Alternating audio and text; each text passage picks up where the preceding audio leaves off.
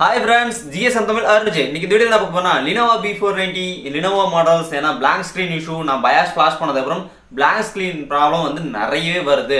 அதை எப்படி சால்வ் பண்றதுங்கிறது நிறைய பேர் கேட்டிருந்தீங்க. இந்த lenovo B490 லேப்டாப்பும் E4325 ம் டிசாசெம்பிளிங்ல இருந்து எல்லாமே A to Z ரெண்டுமே சேமா தான் இருக்கும். வேற லேப்டாப் கிடையாது. lenovo B490 வந்து Intel இருந்து E4325 வந்து AMD ரெண்டு டிசாசெம்பிளிங் சேமா தான் இருக்கும். இதுக்கான டிசாசெம்பிளிங் வீடியோ வந்து நான் ஆல்ரெடி பண்ணியிருந்தேன்னா கீழே லிங்க் கொடுத்துருப்பேன்.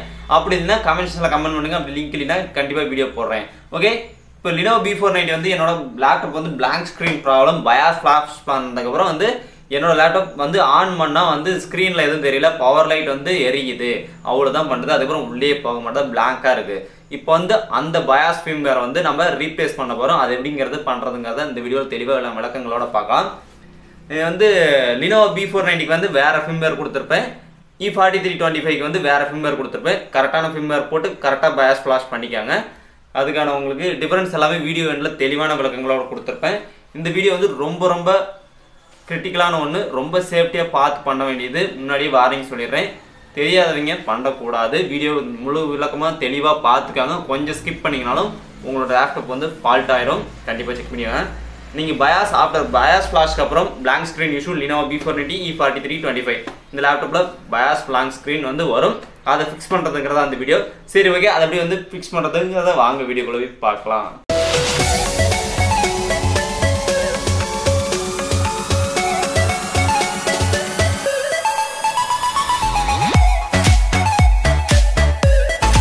ஓகே ஃப்ரெண்ட்ஸ், இது lenovo B490 E4325 இது ரெண்டு மாடலும் ஒரே மாடல்னு வச்சுக்காங்க. இப்போ நான் பண்ணுறது lenovo B490 எந்த ஒரு சேஞ்சஸும் இல்லை. போக இந்த பவர் ஆன் பண்ணுறேன். பவர் ஆன் பண்ணால் கீழேயும் லைட் எரியுது, பவர் லைட்லையும் லைட் எரியுது. ஆனால் பட் நோ டிஸ்பிளே. இது ரேம் கம்ப்ளைண்ட்லாம் கிடையாது. இது வந்து லேப்டாப் ஒர்க்கிங்கில் இருக்குது. பட் டிஸ்பிளே வேவ்ஸில் எந்த ஒரு இதுவும் வரல. BIOS கரெக்டாக இருந்தால் தான் இது கரெக்டாக வரும். அது எப்படி BIOS ப்ரோக்ராம் பண்ணுறது, இது எதனால் வருதுன்னா நம்ம BIOS ஃப்ளாஷ் பண்ணியிருப்போம். இதனால் நிறைய பேர் இந்த ஒரு வழியை பண்ணியிருக்கீங்க. ஏன்னா லோகோ ரிமூவ் பண்ணுறோம், BIOS அப்டேட் பண்ணுறங்கிற பேரில் BIOS அப்டேட் பண்ணியிருந்தீங்கன்னா இந்த ப்ராப்ளம் வரும். ஓகே, இப்போ வந்து ஃபோர் ஷட் டவுன் பண்ணிக்கலாம் லேப்டாப்பை. இப்போ ஃபுல்லாக டிஸ்அசெம்பிள் பண்ண போகிறோம். டிஸ்அசெம்பிளிங் வீடியோ வேணும்னா கண்டிப்பாக கீழே கமெண்ட்ஸ் கமெண்ட் பண்ணுங்கள். அப்படி நீங்கள் பார்க்குற டைமில் டிஸ்அசெம்பிள் வீடியோ போட்டிருந்தேன்னா கீழே லிங்க் கொடுத்துருப்பேன். ஓகே, இந்த லேப்டாப் ஃபுல்லாக டிஸ்அசெம்பிள் பண்ணிக்கிறேன். இதெல்லாம் ஃபாஸ்ட் ஃபார்வர்ட் பண்ணியிருப்பேன். உங்களுக்கு செப்பரேட்டாக வீடியோ வேணும்னா கீழே கமெண்ட்ஸ் கமெண்ட் பண்ணுங்கள்.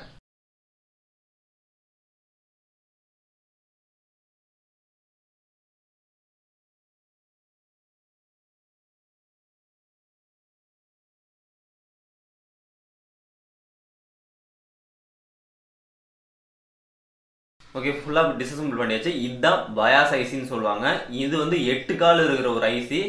பாருங்கள், நல்லா அந்தளவுக்கு தெரியலனா இப்போ ஜூம் பண்ணி காமிக்கிறேன். உங்களுக்கு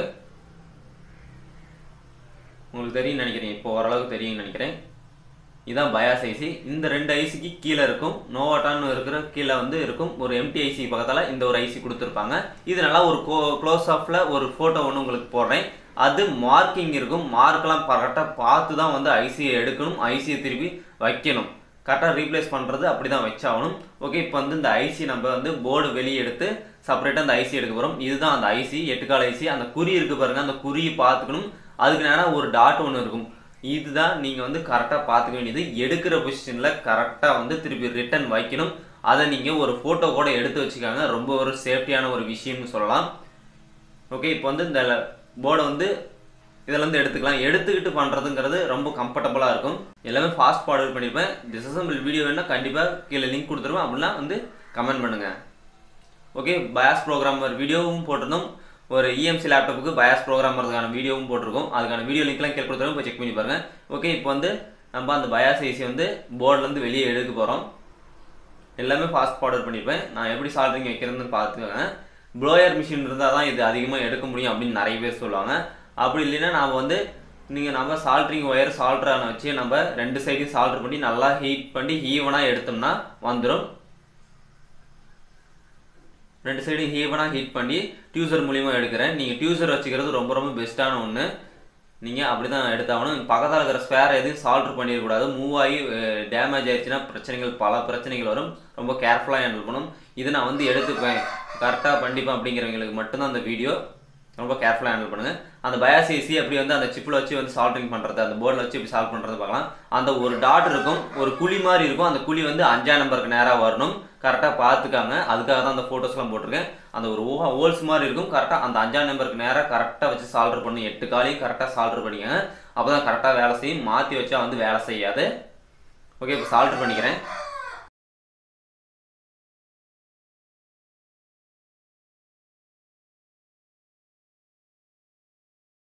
ஓகே, இப்போ வந்து சால்டர் பண்ணிட்டேன். நீங்கள் கரெக்டாக பண்ணிக்கோங்க. கரெக்டாக பண்ணலைன்னா டிடெக்ட் ஆகாது, அதுக்காக தான் கரெக்டாக சால்டர் பண்ணிக்கோங்க. அந்த 5ஆம் நம்பருக்கு நேராக அந்த டாட் குழி இருக்குதாங்கிறது நல்லா பார்த்துக்காங்க.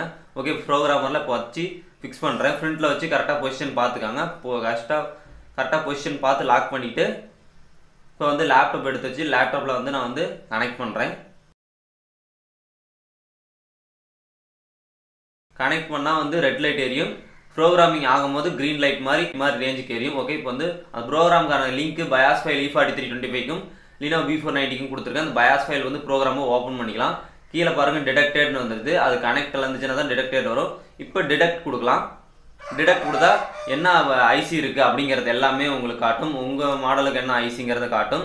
ப்ரோக்ராமர் காமனாக எல்லா மாடலுக்கும் இப்படி தான் பண்ணுற போகிறீங்க. ஓகே, நம்ம பழைய பயாஸ் வந்து டோட்டலாக ரீட் பண்ணுறோம். ரீட் பண்ணுறப்ப எப்படி சொல்கிறதுனா, நம்ம இப்போ வந்து வச்ச பயாஸில் நம்மளோட ஃபிம்வேர் இருக்கும், பயாஸ் ஃபிம்வேர். அதை ஒரு பேக்கப் சேஃப்டிக்காக நம்ம அந்த ஃபிம்வேரை ரீட் பண்ணி எடுத்து ஒரு பேக்கப் வச்சுக்கலாம். அதுக்கப்புறம் வந்து இது எல்லாமே ஃபாஸ்ட் ஃபார்வர்ட் பண்ணியிருப்பேன். பேக்கப் பண்ணுறது, ப்ரோக்ராம் பண்ணுறது எல்லாம் ஃபாஸ்ட் ஃபார்வர்ட் பண்ணியிருப்பேன். ஓகே, இப்போ வந்து சேவ் கொடுத்துடலாம். ஒரு செப்பரேட் இடத்துல வந்து இந்த பயாஸ் ஃபிம்வேர், நம்மளோட ஓல்டு ஃபிம்வேரை வந்து சேவ் பண்ண போகிறேன். நான் டாக்குமெண்ட்டில் சேவ் பண்ணிக்கிறேன். நீங்களும் ஒரு பர்டிகுலர் இடத்துல வந்து சேவ் பண்ணிக்கோங்க. நான் lenovo B490 சேவ் பண்ணிக்கிறேன். இந்த lenovo B490க்கான நான் வந்து பர்ஃபெக்டான ஃபைல் வந்து கீழே கொடுத்துருக்கேன். அது வந்து நீங்கள் டவுன்லோட் பண்ணிக்கோங்க. அதை நான் டெஸ்க்டாப்பில் வச்சுக்கிறேன். இப்போ வந்து இரைஸ் கொடுத்துடலாம் நம்மளோட பயாஸ் ஐசியை. ஓகே, இப்போ வந்து டோட்டலாக இரைஸ் ஆகிடுச்சு. இப்போ வந்து என்ன பண்ண போறேன்னா, ஓப்பன் கொடுத்து நான் கொடுத்த பயாஸ் ஃபிம்வேர் வந்து டெஸ்க்டாப்பில் வச்சுக்கிறேன். அதை கொடுத்து ஓப்பன் கொடுத்துக்கலாம். ஓகே, இப்போ வந்து எல்லாமே ப்ரோக்ராம் ஆரம்பிச்சிடும். ஒரு வந்து 50 செகண்ட்ஸ்க்குள்ளே 1 மினிட்குள்ளே வந்து இது எல்லாமே ப்ரோக்ராம் லோட் ஆகிடும். எல்லாமே ப்ரோக்ராம் ஆயிருக்கும் ஆட்டோமேட்டிக்காக. நீங்கள் எதுவும் பண்ண தேவையில்ல. இப்போ ஜஸ்ட் ப்ரோக்ராம்ங்கிறது மேலே இருக்கிறத கிளிக் பண்ணிங்கன்னா இப்போ 100% லோட் ஆகி 100% கம்ப்ளீட் ஆகிடும்.